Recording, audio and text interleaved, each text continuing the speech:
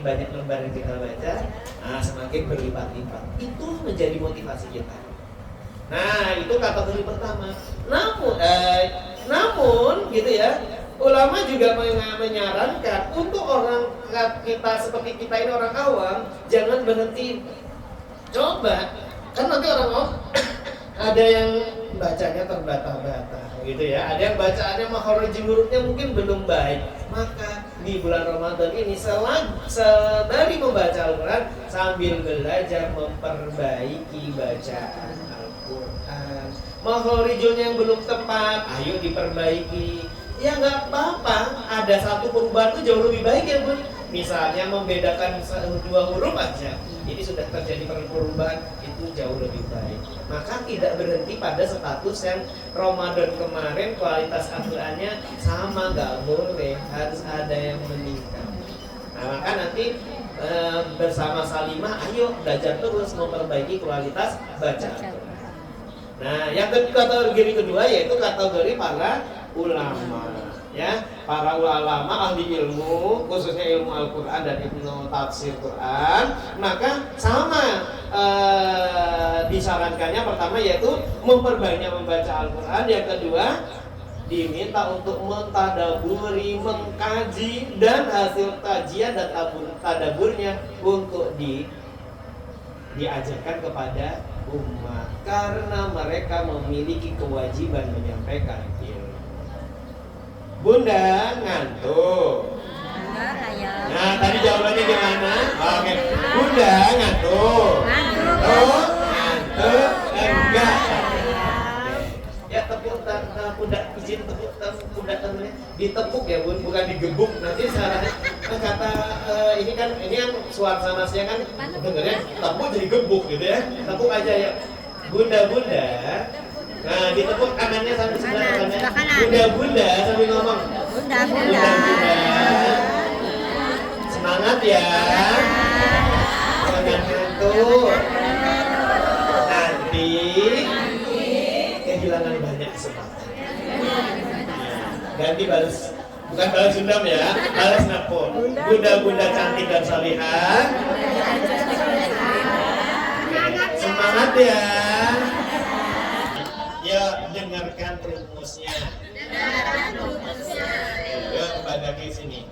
Bun, ini agak intermezzo dikit. Bun, tadi segala sesuatu ditambah Al-Quran akan jadi mulia. Nah nih, bunda ini ya. Coba nanti tambahannya apa ya? Bunda tambah titik sama dengan cantik. Kira-kira titiknya apa? Soleh. Kenapa? Bunda tambah titik sama dengan cantik. Titiknya di siapa? Rajin baca Al-Quran. Nah, karena tadi di awal udah disebut Quran, ini jadi jawabannya sekompak sama ya. Biasanya dijawabnya dengan apa? Baju branded, make up artis, skincare. Kita tadinya begitu ya. Nah, tapi karena nggak jadi itu ya. Karena apapun baju branded, skincare, make up itu hanya polesan. Hanya apa Bun? Polesan. Cantiknya sementara. Sepakat. Cantiknya sementara nggak? Iya. Tapi kalau mau cantiknya abadi, cantik luar dalam, maka Bunda ditambah apa tadi? Al-Quran. Maka nanti jadi Bunda yang mulia, yang cantik. Apa buktinya? Nah, nanti salah satu indikatornya gini Bu. Nah, nanti kan tujuannya kan menjadi keluarga bahagia kan ini muaranya. Sebenarnya inti keluarga bahagia itu adanya di bunda-bunda ini. Ya. Kalau bundanya bahagia, pasti semua keluarga bahagia. Kalau bundanya stres, bundanya gitu ya, seluruh keluarga akan ruwet gitu ya. Kerasa nggak Bun? Iya. Nah, kerasa di keluarga saya juga kerasa banget gitu ya. Jadi gini Bun, maka ternyata kuncinya Quran. Segala urusan hidup yang ruwet, yang runyam, yang bikin ribut itu ternyata jauh dari Al-Quran. Tadi nggak ada tambah Qurannya tadi. Semua ngandelin skincare, ngandelin kepintarannya sendiri, ngandelin kepakarannya parenting, ngandelin itu semua, tapi nggak ngandelin apa? Sama dengan ruwet. Maka yuk perbaiki keluarga kita dengan Al-Quran. Kalau semakin bunda-bundanya ini dekat Al-Quran, maka keluarganya nanti akan mulai terjadi perubahan. Maka betullah bunda itu sebagai apa, Bun? Madrasati ula. Madrasah pendidikan pertama itu dia bunda-bunda itu. Maka agar bunda itu maka bisa begitu, bunda-bundanya harus dekat dengan Al-Quran. Tadi cara dekat Al-Quran ada 2 kategori kan, Bun? Apa tadi? Membaca, yang penting baca gitu ya. Yang kedua kalau sudah sampai level ulama, mengkaji, membaca dan mengajarkan. Tapi kita kan masih di sini. Nah, nanti kita akan ada 3 tahapan kita berinteraksi dengan Al-Quran yang disampaikan. Nah, maka gimana di bulan Ramadan ini agar menjadi kita pribadi yang mulia? Maka tilawah Al-Quran di bulan Ramadan ini kita lakukan dalam 3 bentuk ini ya. Perkara pertama, seorang hendaknya mengenali dirinya. Jadi, Bun, ketika kita mau berinteraksi dengan Al-Quran di Ramadan ini, kita harus kenali diri kita. Bun, bunda-bunda, aduh, kayaknya sendiri ya. Nah, kelihatannya, Bun, ini nanti kameranya sini. Bunda sanggupnya baca Al-Quran sehari itu berapa banyak sih? Ngukur gini. Nah, macam-macam kan setiap orang. Ada yang sanggup. Nah gini, kalau ada yang alhamdulillah Ustadz, saya mampu 10 juz per hari. Wah, keren banget. Gimana rumusnya? Ya, saya habis taraweh harus 2 kali. Oke, terus apa lagi, Bun? Tahajud saya habis 2 juz lagi. Kemudian habis subuh minimal 1 juz. Kemudian setelah masak itu jam 9 itu kan biasanya scroll medsos, saya ganti ngaji dapat 1 juz. Habis zuhur dapat 1 juz. Habis asar dapat 1 juz. Habis maghrib 1 juz. 1 juznya dari mana? Oh, cari waktu yang lain gitu ya. Jadi ada yang sampai bisa 10 juz per hari. Nah sekarang kita sanggupnya berapa? Ya 2 lembar. Kenali dirinya, Bun. Kenali diri. Tapi coba, Bun, kalau di bulan Ramadan, di luar Ramadan kemarin sanggupnya misalnya 2 lembar, maka di Ramadan masih pantas nggak 2 lembar? Enggak. Semestinya nggak 2 lembar lagi, Bun. Seharusnya berlipat-lipat. Nah, maka seminimal-minimalnya ya sebenarnya 1 kali khatam itu bukan minimal di bulan Ramadan, karena itu minimal di bulan di luar Ramadan. Ya, tapi nggak apa-apa lah, karena kemarin ini 1 kali khatam. Bun, di sini yang siapa yang sudah pernah khatam, Bun? Ih, Masya Allah banyak sekali, keren banget. Keren. Ya 1, 2, 3. Keren. Kerennya karena apa? Karena ada keren ini, benar-benar kerennya sejati ya, bukan karena skincare lagi ya. Nah, itu Bun, tahapan pertama adalah tahu kemampuan kita, tahu diri kita, bahwa kita orang yang bisa membaca Al-Quran sampai batas maksimal yang kita mampu. Di Ramadan ini terus aja, semaksimal mungkin kita lakukan, sebisanya mungkin lakukan. Tapi jangan lupa ini jadi godaan. Saya pun demikian. Maka kalau sedang ngaji Al-Quran, jangan HP-nya diletakkan di samping. Udah gak apa-apa dicas gitu lah ya. Terus habis itu kita ngajinya bermeter-meter dari HP. Kalau hanya 1-2 meter itu rawan tangan lolor gitu ya. Nah, maka kalau ngaji Al-Quran jauhkan HP. Itu salah satu bentuk kita tahu akan diri kita. Yang kedua, Bun, perintah Allah membaca Al-Quran itu waktu terbaik baca Al-Quran itu dari 24 jam itu sebenarnya gimana sih, Bun?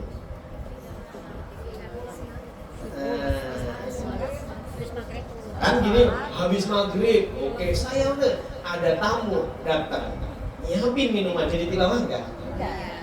Rawan ya. Habis subuh, anaknya mau mudik, jadi kacau, akhirnya terlewat ya.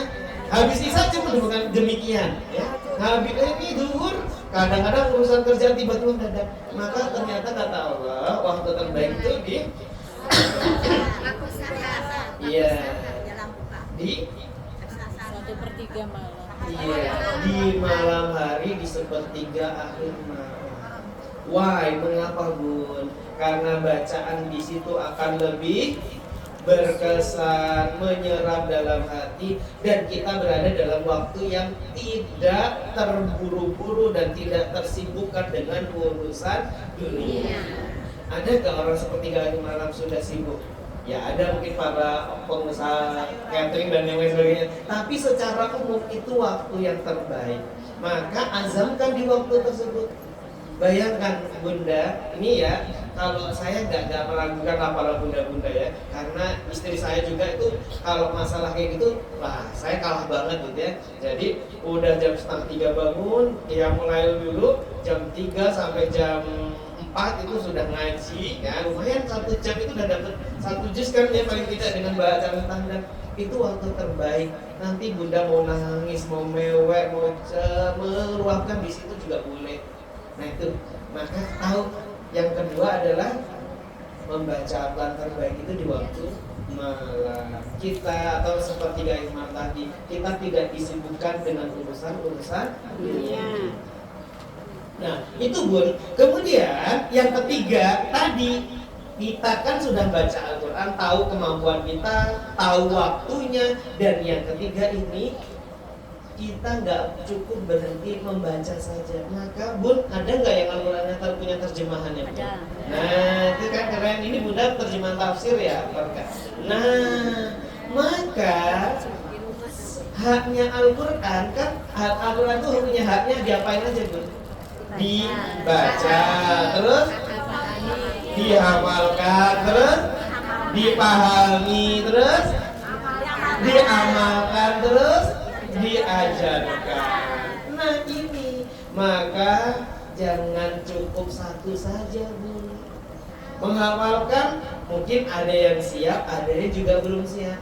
Tapi kalau memahami salah satunya, yuk dalam 24 jam itu ada bagian yang kita pengen baca. Karena Al-Quran itu kitabullah, kitabnya Allah, berisi kalamullah. Berisi apa? Kalau kita pengen ngobrol sama Allah, mau curcol sama Allah, adalah di Al-Quran itu. Maka sesekali baca. Gak apa-apa Bun, bacanya gak berhutang. Misalnya buka aja ngacak, cek, terus baca. Kadang-kadang Allah itu memberi petunjuk kita itu dari apa yang sepenggal kita baca. Ya, oh masya Allah ternyata. Kadang-kadang oh baru menyadari, karena semua kondisi permasalahan dan solusinya itu sebenarnya ada di Al-Quran. Hanya saja kita tuh nggak sanggup otak kita mempelajari itu sehingga nggak ngerti, gitu ya. Mau tahu kabar-kabar tentang umat terdahulu, ada nggak di Al-Quran? Mau tahu kehidupan zaman-zaman dahulu gimana? Ada itu. Apa sebagai pelajaran? Dampaknya kalau begini itu ada di Al-Quran. Atau untuk memperbaiki kehidupan kita saat ini ada nggak? Atau pengen tahu kabar kehidupan nanti yang akan datang? Ada. Karena kita jarang membaca artinya, mempelajari, akhirnya kita tuh nggak ngerti. Ya. Oleh karena itu, tadi interaksi yang ketiga, sesekali dibaca terjemahannya, tadaburi maknanya berdasarkan kemampuan kita. Ya, ditadaburi, oh maksudnya begini. Nah, itu ayah Bunda. Karena kita kategorinya masih kategori awam ya, sama-sama kita awam. Karena kita belum bisa, karena kita tidak punya ilmu tafsir, nggak punya. Nanti kalau tambah salah tafsir gitu ya, maka diperintahnya mentadaburi ya. Bagus punya Al-Quran terjemahan berkata, langsung dibaca. Nah, gitu ya. Nah, itu Bun, bagaimana kita berinteraksi dengan Al-Quran dengan 3 bentuk interaksi tersebut. Nah, terus bagaimana sih kaitannya Al-Quran dan kebahagiaan? Bun, bahagia itu apa sih? Senang. Bahagia itu senang. Bahagia itu apa Bun? Bahagia. Nyaman. Terus apa lagi Bun? Happy. Contoh bahagia itu kayak apa Bun? Selalu ceria. Selalu ceria. Itu bentuknya. Apa yang membuat Bunda bahagia kira-kira? Hah? Hatinya senang gitu ya. Tidak ada masalah gitu ya. Nah, bahkan ada ulama itu mengatakan bahwa kebahagiaan itu bukan ada di dunia. Kebahagiaan itu hanya ada di akhirat, yaitu di surganya Allah. Terus yang kita rasakan saat ini apa? Bun, kalau Bunda misalnya gini ya, melihat anak Bunda pinter ya, baca Al-Quran yang bagus, menghafal Quran, terasa bahagia? Bahagianya nggak pernah berputus?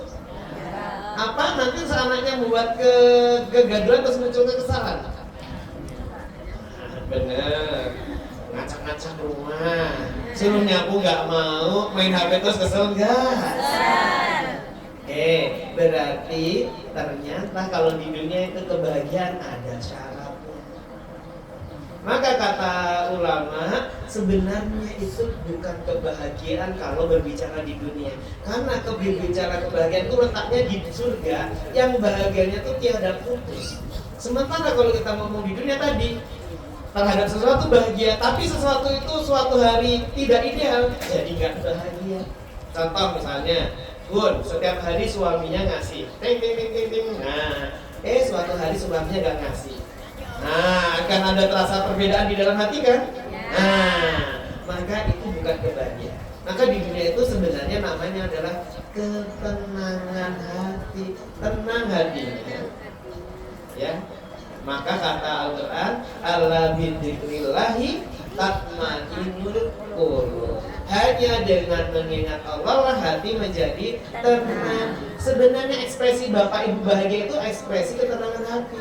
Nyaman hatinya melihat buah anak-anaknya, maka kan disebut qurrata a'yun kan? Qurrata a'yun itu apa? Menyejukkan pandangan, menyejukkan hati kan? Maka itu ketenangan, bukan membahagiakan hati kata Allah. Karena kebahagiaan adanya di surga. Maka jika kita ingin mencari kebahagiaan ini, ada Rasulullah bersabda, stand up 5 menit. 5 menit lagi ya. Ini sudah proporsi ya. Jika kalian menginginkan kehidupan orang-orang yang bahagia, apa Bun? Jika kalian menginginkan kehidupan orang-orang yang bahagia, kematian para syuhada. Kematian para syuhada itu apa Bun? Orang yang mati syahid. Kematian para syuhada, kematian di hari penyesalan. Maksudnya di hari penyesalan itu apa? Hari penyesalan itu hari apa? Hari kiamat kan, semua pada menyesal nanti gitu ya. Naungan di hari yang panas, naungan di hari panas maksudnya panas di padang mahsyar, dan petunjuk di hari kesesatan. Maka hendaklah kalian mempelajari Al-Quran. Clear banget nih kata Rasulullah, ya. Karena sesungguhnya ia adalah kalam Allah yang Maha Rahman, perisai dari setan dan pemberat amalan ditimbangkan. Apa tadi Al-Quran Bun yang pertama? Perisainya ya. Ulangi lagi. Karena dia sebagai kalam Allah yang Rahman. Yang Rahman itu artinya apa Bun? Kasih sayang. Ar-Rahman, Ar-Rahim, yang Maha Pengasih. Kalam Allah yang ngasih. Jadi mudah banget Allah tuh ngasih nanti ya. Kemudian perisai dari setan dan pemberat amalan. Maka itulah nanti Bun, kebahagiaan hakiki itu sebenarnya ada di Al-Quran. Karena tadi rumusnya, apapun tambah Al-Quran menjadi, apapun tambah Al-Quran jadi mulia. Maka insya Allah di bulan Ramadan ini ya, kita ingin menjadi pribadi-pribadi yang Allah muliakan. Maka jangan lupa seorang Bunda Magdalena, Bunda Siti, Bunda Ainun, Bunda Nina plus Al-Quran, maka menjadi Bunda Magdalena, Bunda Ainun, Bunda Siti yang mulia. Jadi nggak usahlah cari kebahagiaan itu difokuskan pada harta. Gak usahlah bahagia itu difokuskan kepada kemewahan yang kita miliki. Janganlah bahagia kita letakkan pada sesuatu yang sifatnya duniawi dan fana.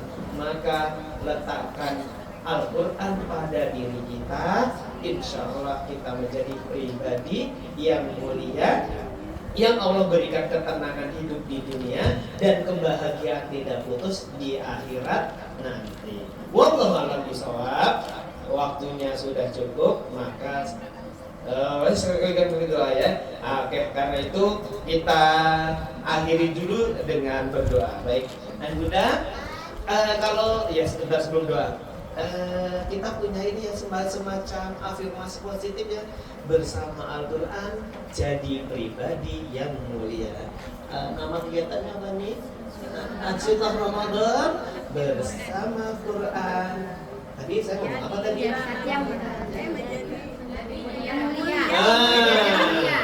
Bersama Al-Quran menjadi pribadi mulia. Oke. Ansitoh Ramadan Al-Quran menjadi pribadi yang mulia. Ulangi sekali lagi ya, biar direkam biar keren ya. Yang kompak, keren dan kece. Karena tadi ada Al-Quran ya. Baik. Ansitoh Ramadan bersama Al-Quran menjadi pribadi yang mulia. Baik, bunda-bunda semuanya. Oh iya, nah tadi, ini penting juga, Bun. Kan tadi kita madrasatil ulang. Nah ini berhubungan dengan doa. Jadi gini Bun, jadikan Al-Quran itu benar-benar sebagai syifa. Syifa itu apa tadi? Obat. Dan sebagai rahmat bagi semuanya. Maka Bun, ada nggak yang Bun? Di sini saya tanya, ada yang sudah mendawamkan setiap mau ngaji itu doa dulu? Ada. Nah, Bun boleh dengar doanya apa Bun? Salah satu isi doanya. Oh, Nabi itu bilang doa sebelum membaca Al-Quran. Oke, sekarang tambahkan doanya Bun. Ya, kalau di sekolah Auladina Indonesia tempat anak kami itu selalu didawamkan setiap hari harus 1 juz. Nah, sebelum membaca itu kita ada doa Bun. Jadi gini, Bun nanti bahasanya boleh diserahkan ke bunda-bunda. Ya, jadi bunda itu jangan sampai Al-Quran itu berhenti hanya pada diri bunda. Salah satu contohnya doanya di sekolah kami itu begini ya. Ya Allah, semoga Al-Quran yang hamba baca ini gitu ya, mengalir pahalanya untuk kedua orang tua, untuk hamba, keluarga hamba, anak-anak, cucu hamba, menjadi wasilah penggugur dosa di masa lalu, masa kini, dan yang akan datang, serta mengalir kebahagiaannya, keberkahannya untuk orang-orang terdekat, keluarga, dan orang-orang baik yang membersamai kita. Bun, minimal sampaikan doa itu ketika baca Al-Quran. Maka pahalanya itu bukan untuk bunda saja, bisa untuk ayah bunda kita, keluarga kita, terlebih kepada anak-anak kita. Maka itu jangan sampai lepas ketika kita membaca Al-Quran. Setelah membaca Al-Quran selesai, jangan langsung tutup, kabur. Juga doa selalu, ya Allah, ya mudahkanlah kami untuk bisa membaca Al-Quran dengan baik dan benar. Tambah yang kedua, mudahkanlah hamba untuk bisa menghafalkan Al-Quran dengan baik yang benar. Yang ketiga, mempelajari Al-Quran dengan baik yang benar. Yang keempat, mampu mengamalkan Al-Quran dengan baik dan benar. Yang terakhir, mengamalkan Al-Quran dengan baik dan benar. Insya Allah kalau doa itu kita panjatkan setiap sebelum membaca Al-Quran dan setelah baca Al-Quran, tadi ingat, apapun tambah Al-Quran jadi mulia, maka itu akan berdampak positif untuk kita, keluarga kita, dan kehidupan kita di yaumul kiamat. Bisa Bun? Ya, mulai dari sekarang kita mulai mendawamkan itu. Jadi Al-Quran itu tidak berhenti di kita. Al-Quran mengalir untuk orang tua kita, keluarga kita, anak-anak cucu kita. Sepakat Bun? Baik, kita berdoa bersama-sama. Mari sejenak kita mengendahkan tangan kita, mengangkat tangan. Allah Subhanahu wa Ta'ala dengan doa-doa terbaik kita di bulan Ramadan yang penuh dengan keberkahan, dikabulkan segala doa. Maka untuk mengawali doa ini, mari kita bersama-sama dengan mengucap suratul Al-Fatihah.